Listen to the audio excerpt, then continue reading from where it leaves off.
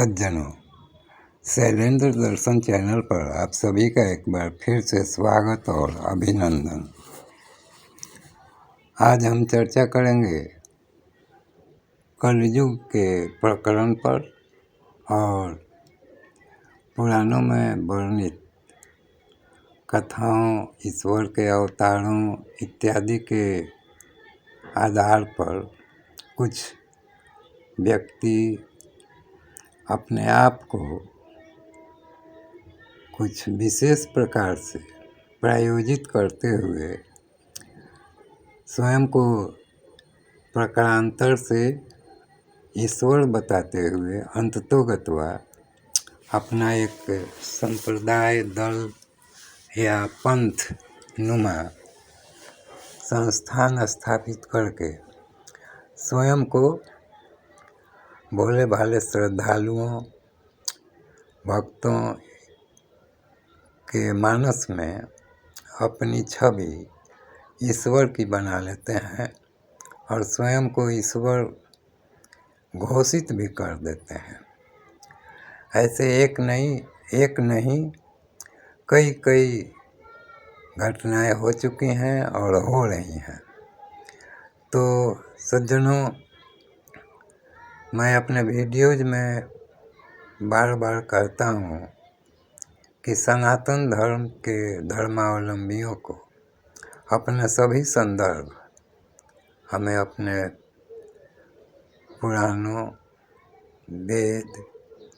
रामचरितमानस, श्रीमद् भागवत गीता इत्यादि परंपरागत ग्रंथों से ही हमें अपने संदर्भ संग्रहित करने चाहिए और उन्हीं के परिप्रेक्ष्य में हमें अपनी श्रद्धा, भक्ति और विश्वास को विकसित करना चाहिए। अन्यथा कुछ अन्य प्रकार के मनोभाव से युक्त सज्जन जो स्वयं को आध्यात्मवेत्ता बताते हुए धीरे धीरे कब स्वयं को भगवान बताने लगते हैं, इसमें भोले भाले श्रद्धालु व्यक्ति उलझ जाते हैं।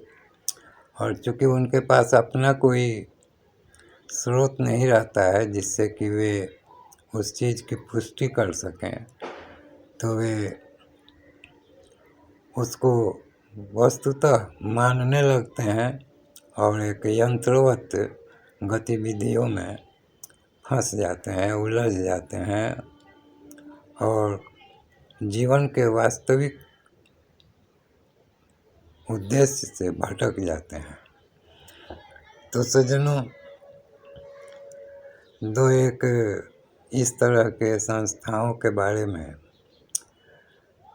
कहना चाहूँगा कि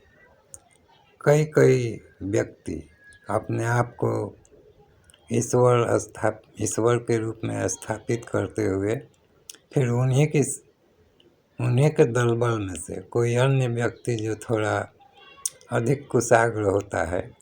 वह उन्हीं के विचारधारा से कुछ अलग बातें कहकर, कुछ अपनी अलग से कथाएं बनाकर अन्य संस्थान निर्माण करके स्वयं को ईश्वर या भगवान इत्यादि बताने लगता है। ऐसा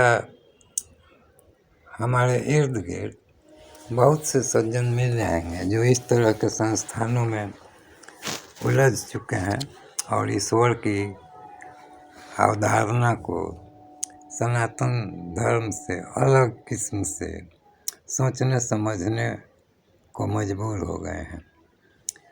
कुछ संस्थाएं तो अपनी चतुर्युगी तक निर्मित कर ली हैं और काल खंड को उन्होंने अपने हिसाब से नए सिरे से प्रायोजित कर दिया है। एक संस्था ने तो सभी युगों को 5-5 हजार वर्षों में विभक्त करके और स्वयं इस कलयुग को 5000 वर्ष में ही सीमित कर दिया है, जो कि अब 5000 वर्ष तो बीत चुका है कलयुग का, क्योंकि द्वापर की समाप्ति के बाद जब भगवान श्री कृष्ण वैकुंठ को प्रस्थान कर गए थे, उसी के बाद से कलयुग का प्रारंभ माना जाता है। तो महाभारत को घटित हुए लगभग 5000 साल से कुछ ज़्यादा हो चुके हैं। तो इस प्रकार तो कलयुग का अंत हो चुका होना चाहिए था, लेकिन वे स्वयं घोषित ईश्वर ही बहुत पहले काल कलवित हो चुके हैं और अपने पीछे संस्था छोड़ गए हैं। उन्हीं की संस्था से निकले हुए कुछ अन्य सज्जन अब अपनी अपनी संस्था बनाकर अपनी अपनी चतुर्युगियाँ बना रहे हैं, यानी कलयुग, उसके बाद फिर से सतयुग, त्रेता, द्वापर इत्यादि का वह अजीब काल्पनिक वर्णन करते हैं और अजीबोगरीब शब्दावलियाँ गढ़कर, कुछ वाक्य गढ़कर, कुछ गीत कविता गढ़कर, कुछ भजन बनाकर अपने श्रद्धालुओं भक्तों में उसको इस तरह से बार बार रिपीट कराते हैं, जिससे कि उनके भक्तों में उन्हीं सब भजनों और बनावटी कविताओं, नारों, वाक्यों का उनके मानस पर अस्थायी प्रभाव पड़ जाता है और वे अन्य शास्त्रीय बातों के साथ कुतर्कपूर्ण स्थिति में आ जाते हैं और अपने कुतर्कों से अन्य श्रद्धालुओं को आहत करना तक प्रारंभ कर देते हैं। तो सज्जनों, आइए इस कलयुग के कुछ प्रकरण को जानने का प्रयास करते हैं जो हमारे शास्त्रीय संदर्भों में से आता है। तो श्रीमद् भागवत पुराण और भविष्य पुराण के अनुसार कलयुग के अंत में भगवान कल्कि का अवतार होगा, जो पापियों का संहार करके फिर से सतयुग की स्थापना करेंगे। तो पृथ्वी पर कलयुग का समय 4,32,000 साल का होगा, जिसमें से कि लगभग अभी प्रथम चरण चल रहा है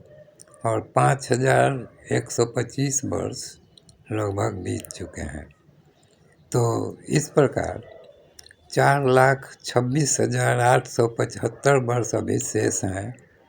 और भगवान विष्णु के 10वें अवतार के रूप में भगवान कल्कि का जन्म होगा और वे पापियों का संहार करेंगे और फिर से सतयुग की स्थापना करेंगे, या सतयुग फिर से वहाँ से प्रारंभ होगा। तो सज्जनों, भगवान कल्कि के अवतार के संबंध में तो पुराणों में स्थान तक बता दिया गया है कि उत्तर प्रदेश में मुरादाबाद में संभल नामक स्थान पर उनका जन्म होगा। उनके पिता का नाम विष्णु यश होगा और उनकी माता का नाम सुमति होगा और वे ब्राह्मण कुल में अवतार लेंगे। तो सज्जनों, हमारे शास्त्रीय संदर्भ तो इस प्रकार से हैं। तो इनके परिप्रेक्ष्य में अगर हम सोचें तो हम पाते हैं कि अभी कलयुग के अंत में 4 लाख वर्ष से भी ज़्यादा का समय बाकी है। तो कल्कि भगवान अभी भी अवतार नहीं लेने वाले हैं और उनके अवतार लेने में अभी बहुत देर है, क्योंकि हम पिछले संदर्भ को लें तो भगवान श्री कृष्ण के वैकुंठ चले जाने के बाद कलयुग का प्रारंभ हुआ था, अर्थात द्वापर युग के अंत में भगवान श्री कृष्ण आए थे। तो इसी प्रकार फिर कलयुग के अंत में ही भगवान श्री कृष्ण यानी विष्णु के अवतार के रूप में भगवान कल्कि के रूप में वे फिर से अवतरित होंगे और पापियों का संहार करके सतयुग की स्थापना का मार्ग प्रशस्त करेंगे। तो सज्जनों, इस वीडियो में बस इतना ही। मूल बात यह थी कि सनातनी विश्वासों को और बहुत ही रोचक बात यह है कि ये सभी महात्मा-नुमा व्यक्ति सनातन विश्वासों, सनातन सिद्धांतों, सनातन मान्यताओं को ही चर्चा विचर्चा में लेकर उसी की आलोचना करने लगते हैं और उसी के नकल के रूप में वे एक नकली ईश्वरीय आभा मंडल तैयार करते हैं और उसमें भोले भाले श्रद्धालु और संसारी उलझनों में परेशान गृहस्थों को उलझाकर अपना उल्लू सीधा करते हैं। तो धन्यवाद सज्जनों, फिर मिलेंगे अगले वीडियो में इसी प्रकार किसी धार्मिक, मांत्रिक, आध्यात्मिक या ईश्वर अनुसंधान संबंधी चर्चा विमर्श के साथ। धन्यवाद।